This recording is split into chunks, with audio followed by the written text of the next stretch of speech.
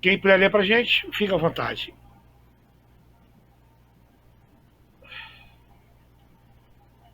Repare que eu boto em vermelho. O que eu boto em vermelho é já para tua visão, teu cérebro ver que tá diferente. Eu trabalho com cromoterapia, cores, que isso é importante. Quando eu peço para alguém ler, é bom que todos pudessem ler, interagisse, porque quando você lê, você está lendo, ouvindo e anotando, e depois o material vai todo para você. Só que me ajuda, porque minha voz vai embora. Eu não dou aula só aqui, dou aula em outras instituições também, minha voz eu faço dou consulta quase que o dia inteiro, todos os dias, então ajuda aos universitários. Posso ler, professor? E considerando que a formação do psicanalista não pode se dar apenas na leitura de livros, institutos ou associações psicanalíticas formadoras, abordaremos a ética na sua relação com a clínica em consonância com o discurso de Freud. Ok? Psicanalista não pode ser formado só com livros, muito menos só por institutos ou associações. Ele tem que ter o tripé. Ele tem o quê? Que ser formado. Você está aqui numa instituição formadora, que é o Conselho Psicanalítico Brasileiro Freudiano. Depois você vai fazer a sua análise. Depois você vai fazer paciente piloto ou estágio em algum lugar qualquer supervisionado. E vai continuar na clínica em consonância com o discurso de Freud. Pode continuar, por gentileza. É a ética que dá forma e contornos à psicanálise, toda a sua conceituação teórica e método terapêutico, suas formas de tratamento e suas possíveis curas implicam a ética e se fundamentam na ética. Tudo se fundamenta na ética. Você viu qual é a ética principal que eu frisei aqui hoje? Ética do desejo sexual, desejo de opinar, desejo de curar, desejo de ser o Deus, desejo de dominar, desejo de persuadir, desejo de ser o tutor da vida do outro, sabe? Tem que se abster disso tudo, tá bom? Tem que ser ético, tem que sofrer o processo da ética psicanalítica, que é o tripé psicanalítico. Não, eu tô falando. Que redundância é essa, professor? Você tem que entender que você não vai ser psicanalítico, você não vai poder clinicar se você não ser analisado e se você não fizer análise supervisionada, você não pode até se falar, não, eu estou pronto, é um problema seu. Só que você não vai progredir. Você só vai conseguir levar o teu paciente até onde você vai na tua análise. Que é diferente de estar sendo tratado por um psicólogo ou pelo um psiquiatra. Totalmente diferente, tá? Isso aqui é segundo a Freud, não é segundo o que eu quero, o que o Instituto quer. Aqui nós queremos formar psicanalista de verdade, não psicanalista de diploma. Hoje é um papel que não vai te levar a ajudar a medicar a alma de ninguém. Bom, pode continuar. Por considerarmos que não é possível falar em psicanálise sem falar em ética, abordaremos seus conceitos sob uma perspectiva ética, em uma tentativa de esclarecer alguns pontos da teoria que, por sua vez, podem ajudar na compreensão dessa ética. Você vê que eu já falei ética lá e agora estou desmiuçando de novo. Tá bom? Não vou explicar isso aqui, eu já expliquei nas paradas, já falei isso aqui, já adiantei lá atrás, só para você entender que isso aí vai ficar para você esse material, tá? Mas por que leitura aqui? Porque você vai ler e de repente você pode achar alguma coisa que ele me perguntar aí. Aí você fica à vontade. Se você leu e entendeu o que eu já expliquei lá atrás, a gente só vai dar continuidade na aula, porque agora eu acho que fazer redundância não tem mais necessidade, a não ser quando pegar um ponto que eu acho de primazia essencial, tá bom? Pode continuar. Não há clínica sem ética, assim como não há psicanálise sem psicanalista. Do psicanalista se exige o dever de saber manejar a transferência sem perder-se nela. Tá vendo que, Lacan, tá 1997. vendo que esse texto estava lá atrás, agora eu deixei ele destacado sozinho, para você meditar nele. Não é eu que falo, é Lacan. Sabe? É autoridade da psicanálise. Ele revolucionou, ele reacendeu a chama da psicanálise no Brasil. Tá bom? Que é a clínica lacaniana, tá? Que é raiz de Freud, percursor de Freud. Então, ele fala aí bem claro. Se não saber manejar a transferência, vai se perder nela. O que é transferência mesmo? Quem vai me responder o que é transferência? Quem já respondeu não vale. O que é transferência? Vale no ponto. É a transferência do paciente com o psicanalista. Poliana ganhou o ponto. É transferir, é quando o paciente transfere o seu sofrimento para mim. Transferência é transferir para o outro aquilo que você está sentindo. Seja transferência, por exemplo, de dinheiro. Estou transferindo dinheiro. Só que aqui na psicanálise vai transferir uma demanda. Escreve é demanda, tá? A gente não fala um problema, a gente fala demanda. Transferindo uma demanda. Aquilo que ele consegue demandar, que ele não consegue despachar, sabe? Demandar, despachar, tudo sinônimos. Ô Marcos, Pois não? quando então, quando formos analisar uma pessoa, a gente não pergunta a ele qual que é o seu problema, qual que é a sua demanda, mas ele vai compreender o que eu estou falando? Não. Quando para o paciente, não, eu estou te falando assim em matéria de aprendizado, tá? Sim, mas quando a gente for analisar um paciente, qual a pergunta certa de fazermos a Por ele? exemplo, bom dia, Poliano, tudo bom? Estou aqui, você está chegando na clínica agora. Bom dia, Poliano, tudo bom? Bom dia, Marcos. Tudo bem? Poliana, o que te trouxe a fazer psicanálise nesse dia? Qual o seu problema? Qual a sua queixa? Sim. O que está te preocupando? O que está deixando você totalmente com algum transtorno? Você quer falar sobre alguma coisa? Aqui o espaço é seu, a fala é sua, a cura vem pela fala. Então eu te convido a falar, porque todo saber está com você. Eu não sei nada se você não me falar. Eu comecei a terapia, me calei, e agora você começa a falar. Entendeu o que eu estou falando? Entendi. Tá? Aí Entendi. depois ele começa a entender, eu começo a entender, a tua demanda, ele já começa a falar, que eu tô com a demanda, aí ele começa a associar. Começa a aprender as palavras técnicas, entendeu? Mas às vezes tem pessoas que já vêm pra gente, que conhecem um pouco. Professor, então doutor, então psicanalista, então Marco, eu tô com a demanda com meu filho, eu tô com a demanda no meu casamento, sabe? Então já tem que ter demanda, é problema, é uma queixa. Entendi. Tá bom? Lê pra gente, por gentileza aí. Alguém que lê rápido aí, pode ler você, Carolina. Nosso tempo tá acabando já. Ética de psicanálise. Tá, agora que trocou. Pode ler. A ética em psicanálise está em não fazer promessas enganosas de sucesso absoluto sobre o mal-estar humano. Não faça promessa. Não prometa cura para o outro. Não prometa. Apenas fale. Eu acredito que você vai se curar. É diferente. Eu estou prometendo ou eu estou te dando uma credibilidade em você mesmo? Eu mudo a palavra. Eu acredito que você pode se curar. Mas eu não estou prometendo que você vai se curar. Pode continuar. Pois um processo de análise é ético quando o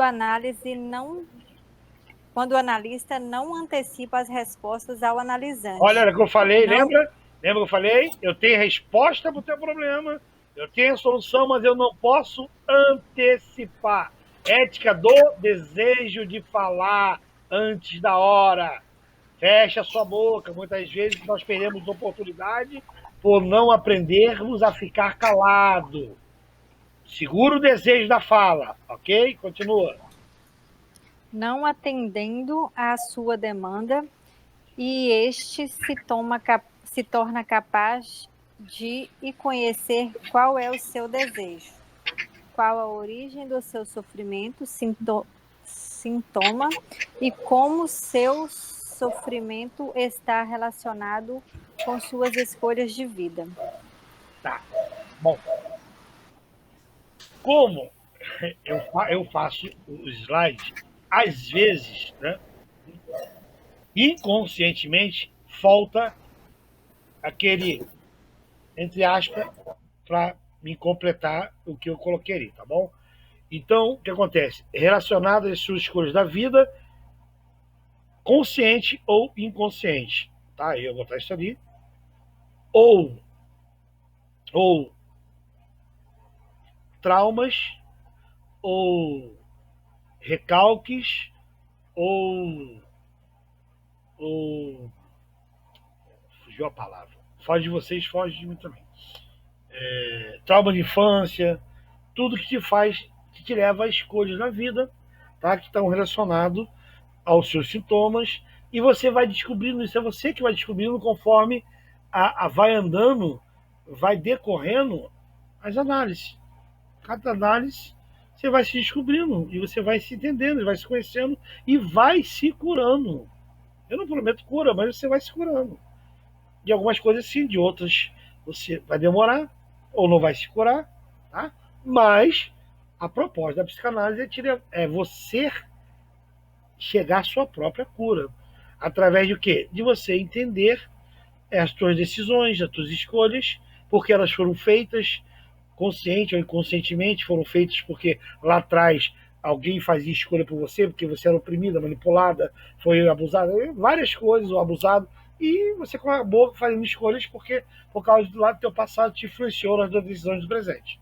Ok? Tá aí, ó. Botei embaixo, ó. Traumas de infância, adolescência, presente, etc. Pensamentos reprimidos no inconsciente. Ok? Então, essa é a ética em psicanálise. Não fazer promessas enganosas de sucesso absoluto, tá bom? E não antecipar a resposta para o analisante. De novo, aqui eu já falei, tá bom? Mas eu quero que você leia de novo, porque eu quero que isso fique no seu psique. Quero que fique na sua razão e no seu inconsciente. Eu quero deixar essa marca dessa aula de hoje. Quem puder ler, leia. Por gentileza. O desejo do analista e sua renúncia ética. Se o analista não dá vazão ao seu desejo sempre mediatizado pelo outro, sua abstinência favorecerá a alienação do desejo do analisando que poderá se manifestar. Olha bem. É difícil entender porque esse texto eu pego de literatura, tá? Então eu tenho que botar fidedigno para o texto.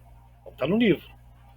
Então, se o analista não dá vazão ao seu desejo, se eu consigo segurar o meu desejo, seja de opinar, seja de demonstrar algum interesse em alguma coisa, se eu consigo segurar esse meu desejo sempre mediatizado pelo outro, seja o que for, de manipular a vida do outro, de opinar na vida do outro, ou de desejar o outro sexualmente, seja o que for, aqui não tem. Você está numa aula, você tem que aprender o perigo, a verdade e a responsabilidade do psicanalista. Sua abstinência, ou seja, eu me abster, a minha renúncia de não deixar o meu desejo florescer, o que acontece?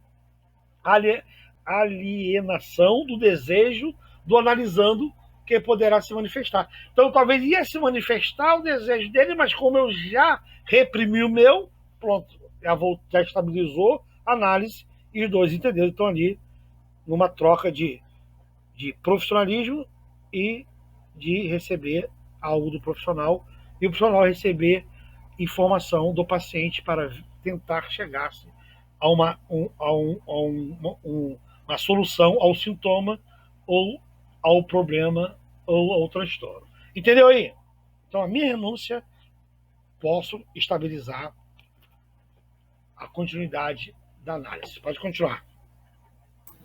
A regra da abstinência é o correlato direto da livre associação. É esta a máxima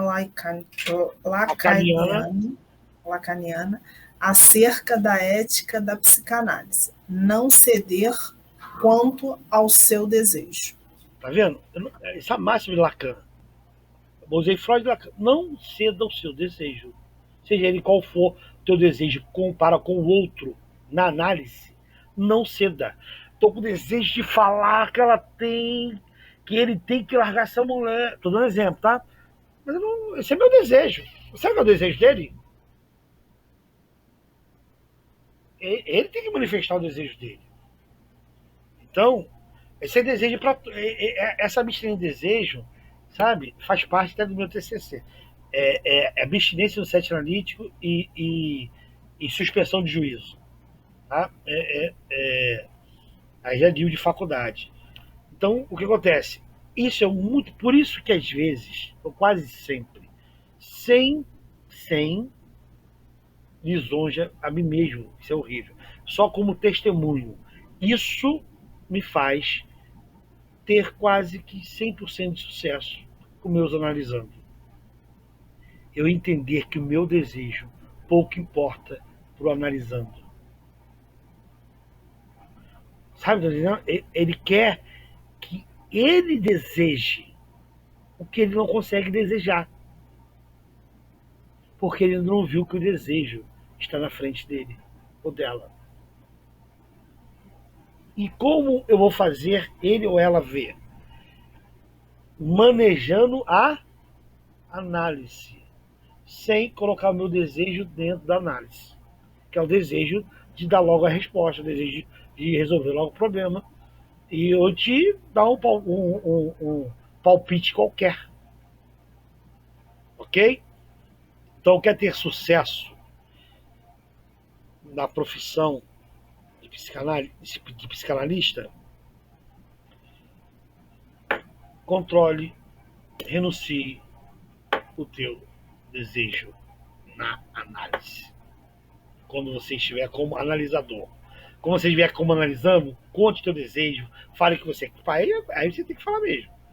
Agora, quando você está na posição de analista, renuncie. Seja ético. Ok?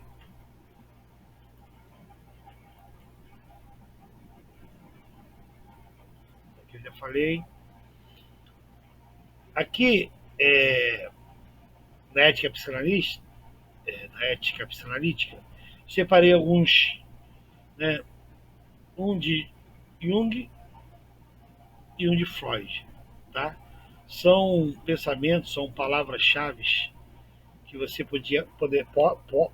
para que você possa guardar no seu psiquismo, para que você entenda um pouquinho mais da ética psicanalítica na sua profundidade. Quem pode ler Jung para mim aqui? É esse aqui, Jung é esse aqui. Conheça todas as teorias, domine todas as técnicas, mas ao tocar uma alma humana, seja apenas outra alma humana. Ok? Se humanize como psicanalista. Entenda que a dor do outro parece bobagem para você. Pode ser bobagem para você, mas para ele está sofrendo. Nele está doendo. Nela está doendo. Eu não posso medir o que provoca a minha dor. Eu não posso medir com a minha régua a dor do outro. Eu tô aqui para ouvir a dor e não tá sofrendo só por causa disso. Que bobeira. Não posso falar isso nunca. Para mim é bobeira, mas para a pessoa que está aqui procurando uma ajuda na tortura, na vida dele ou dela. Ok? Agora do lado de cá está Freud, um pouquinho mais jovem. Eu não gosto de botar ele. Ele sempre bota ele fumando cigarro, com charuto, ele velho, e bota ele mais novo hoje. Aí pode dizer pra gente aqui, por favor. Eu peço para você ler, porque quando você lê, visualiza e ouve, você está aprendendo 3 vezes. Quando a inspiração não vem para mim, faço meio caminho para encontrá-la. Essa inspiração aí você pode escrever insight, tá? Insight. Temos um insight? Mas você deu a luz, você tem uma ideia? Eureka! Quando não vem esse insight, eu faço o quê? Meio caminho para encontrá-la. Continuo na análise. Fala mais. Deixa ele falar, deixa o paciente falar. Até que venha o eureka, a luz, o insight ou a inspiração. Para me fazer uma intervenção e botar a pessoa para pensar. E não para opinar, eu opinar na vida dela, mas para ela pensar sobre a opinião dela e sobre a vida dela. Ok?